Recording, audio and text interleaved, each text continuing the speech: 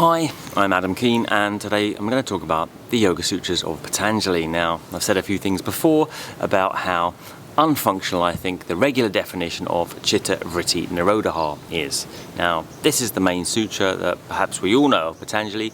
Chitta is mind, Nirodha is stopping, right? And Vritti is waves, perception. So we're left pretty much without a shadow of a doubt that Patanjali is asking us to stop the mind, stop the whole thing. Not to come into a more clear sense of it, not to come into a less egoic sense of it, but literally to stop the mind and merge in the absolute. We'll come back to that a little bit more later in terms of my belief that that's the case, But for now, let's just consider what we're going to do with this sutra then. If we're going to, do we really want that?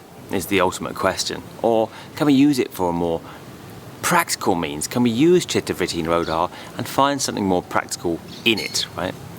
Because currently this is the main text that we're using, it seems. So if we are going to use the text, and there's much to be said that's very good in the text. I mean, the Yoga Sutras is a kind of psychological map, really, of our mind state on the spiritual journey.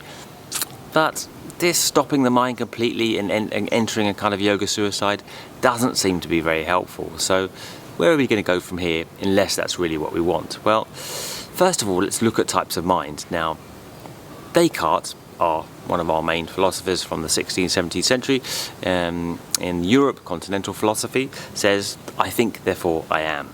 So thought and mind were one, right? And we still find that today in Western philosophy. Thinking is mind, but in India, in Indian traditional thought, it's much more sophisticated, of course.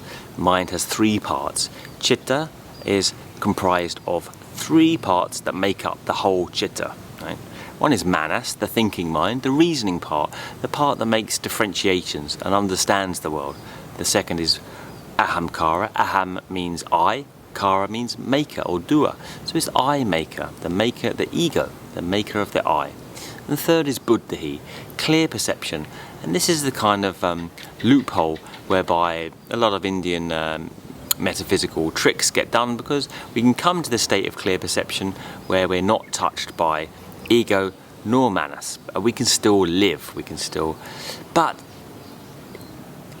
if I'm completely honest, I suggest that we can't really even live from buddhi, right? Not even can we not stop the mind, we can't even live in clear perception, because clear perception, non-differentiated perception, is kind of the same thing as stopping the mind, right? If we're living in the world, if we want to drive our kids to school, if we want to make them dinner, if we want to go to work and earn a living, we need the ego and we need the manas too. We need both. We need the reasoning part of the mind, and we also need the part that turns it into motivating thoughts that keep us going, right? So we kind of need both, and to say that we can just come into clear perception, or that Patanjali is talking about stopping a certain function of the mind, is still problematic in my eyes. So perhaps we're no further with this Chitta Vritti Nirodha in a way.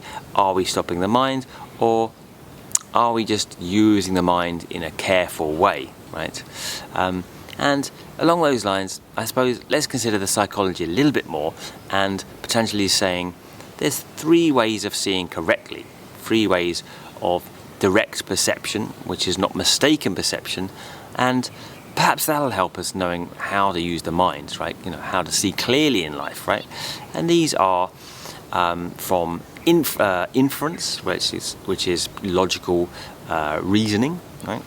From shabda, which is a word or scripture, and the most important from direct perception, which is intuition.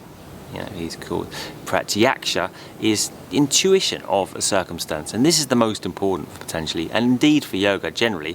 Yoga wants a direct perception.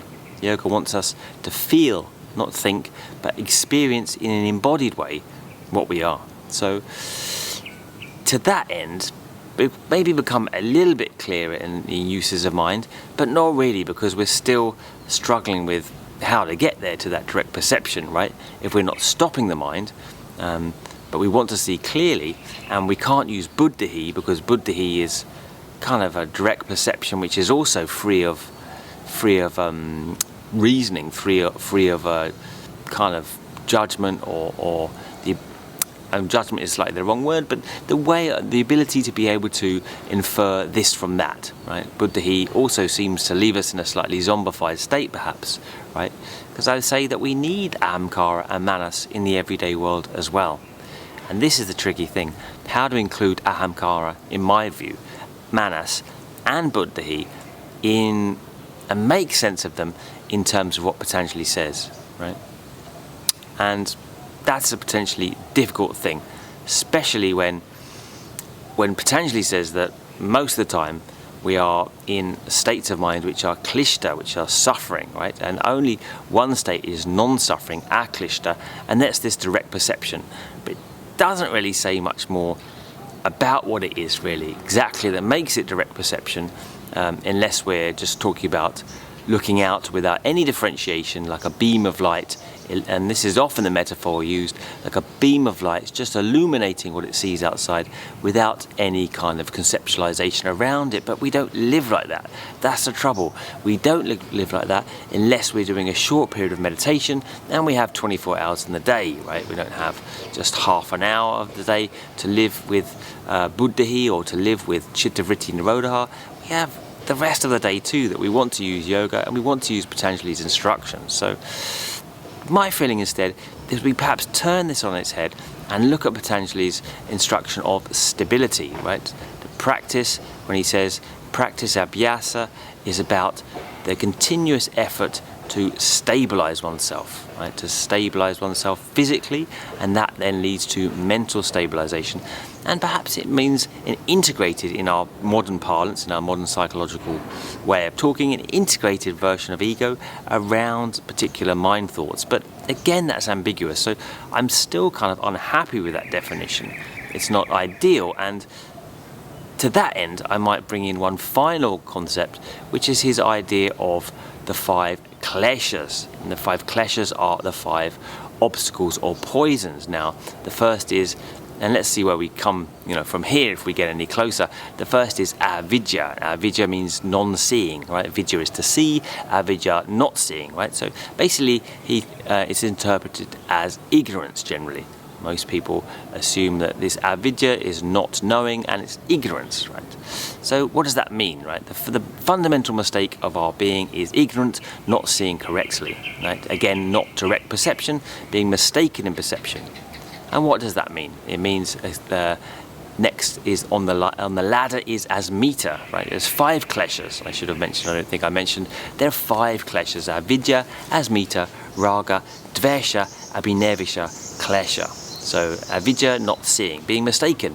Being mistaken is basically mistaking the world for self, and the world is impermanent, impure, mixed up, that is, and non-essential, doesn't have an essence in anything, right? It's all contingent arising, all rests, one thing rests on the other. So mistaking this experience for self. Now this would be fine, but self, our ultimate self, according to Indian philosophy, Samkhya philosophy at least, is permanent, it is pure, like it is unadulterated, and it is essential, right? It has its own essence.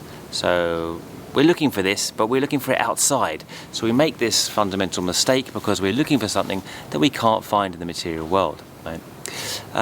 And then, even worse than that, having already compounded ourselves in looking outside ourselves for an experience that can never be there, we then try and make a story around it, right? We separate our particular sense of knowing off, right? So there's a general sense of knowing that's perhaps this buddhi, but then our particular ego comes in and makes a particular sense of knowing as well, a separate sense of consciousness around experiences.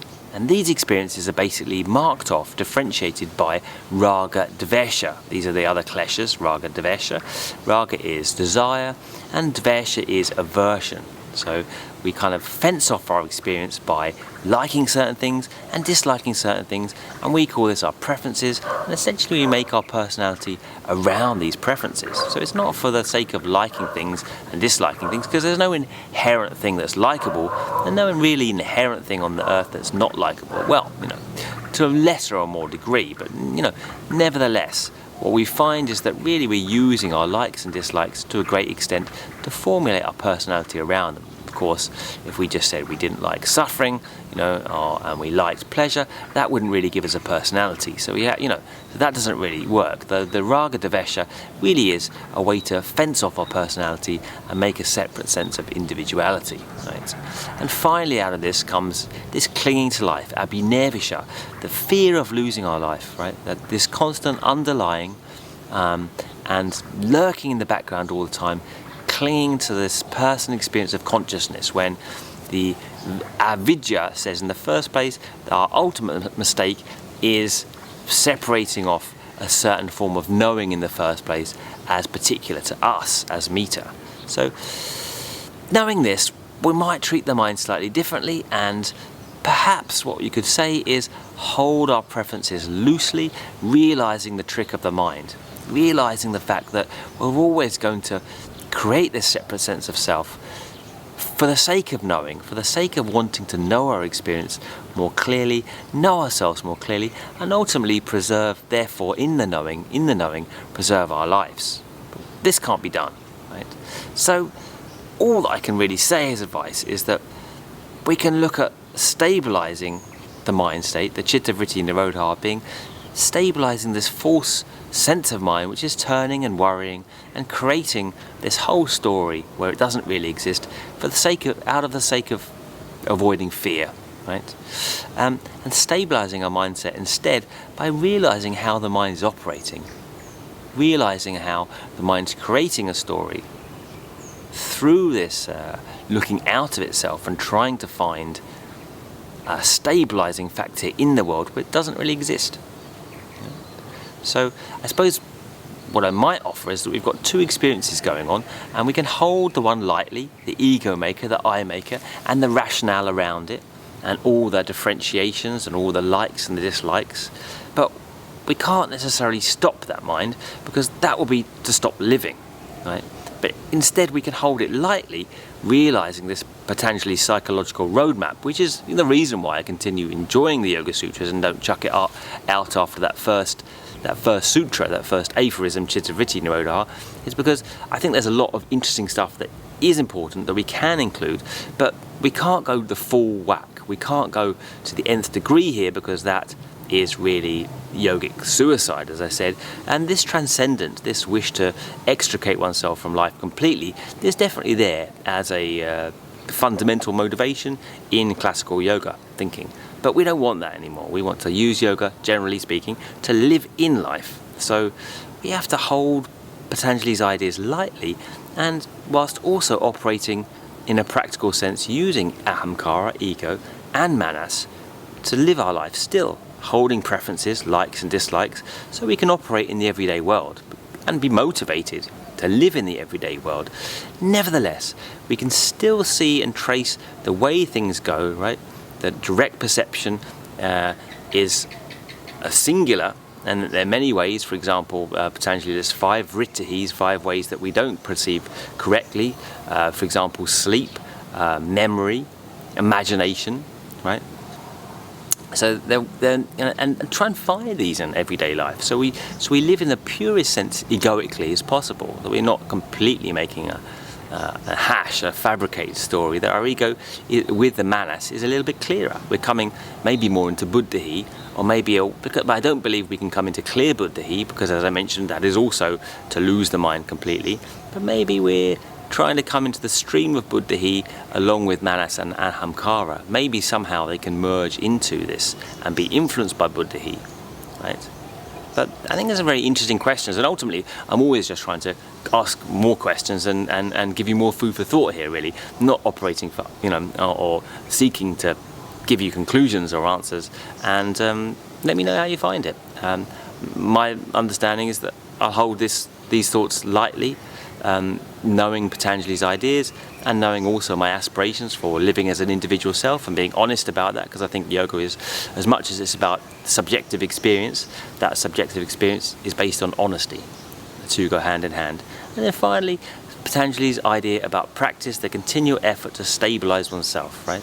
Which I find fantastic. Stabilization of mind and conviction, i.e. kind of purpose, dharma, is fundamental in life and very much helped by form of physical activity as we do to stabilize that body energy ultimately, because the body energy is what's throwing up the chitta, throwing up the mind states, and you know, then it goes back into the body energy, so it's like a full loop.